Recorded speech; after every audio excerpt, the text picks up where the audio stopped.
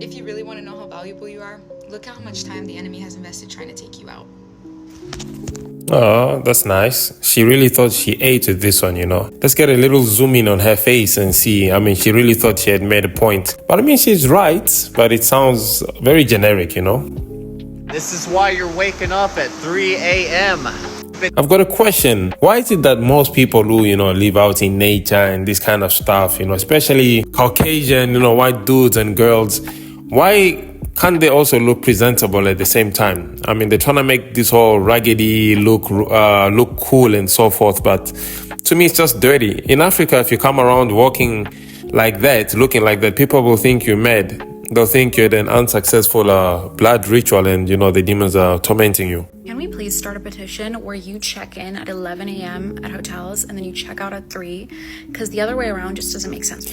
Yeah, this is another one as well. Like, girl, are you living under a rock or something? She's probably from a, rich household and, lives with a silver spoon and so forth. Like, they have to clean the rooms. That's it. This one is true as well. It says realizing that people are just taking tips from the Bible and making self-help books. That's a thought I've always thought about as well. Stop avoiding yourself. Stop settling for the things that you don't actually want. Then over here we have someone trying to tell us how to live our lives. I mean, you get so much of this. I don't know, in this age of social media, I kind of have an issue at one point. It's like, people who didn't go to school for certain things are going to be lecturing you on those things as well. I mean, some did go to school, but it's kind of like something I have an issue with. You want to know what's the most satisfying thing? My dehumidifier is filled. You know what that means?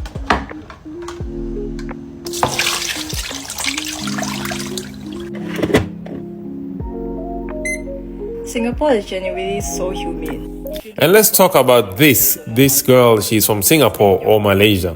Has to be one of the two. Actually, she said Singapore. This accent sounds really, really interesting. Really weird, It's almost like a mixture of Chinese and Nigerian. Tell me I'm not the only one. Dude over here says, do y'all ever get pre-annoyed like you already know someone's going to piss you off? This one was kind of funny, but in hindsight, I was thinking to myself, sometimes we need to chill, yeah? I saw the comments, people were saying they get annoyed with their parents and so forth. Just know that one day they won't be around, eh? In today's episode of Japan Media Review, we'll look at some recent... And this now was quite interesting. Okay, now for context, it's basically the Japanese crying about, the young people not having babies and not drinking and so forth.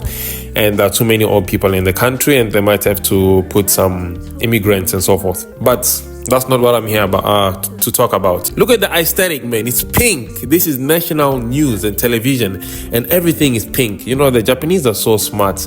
This is what the Germans need to do. People are still begging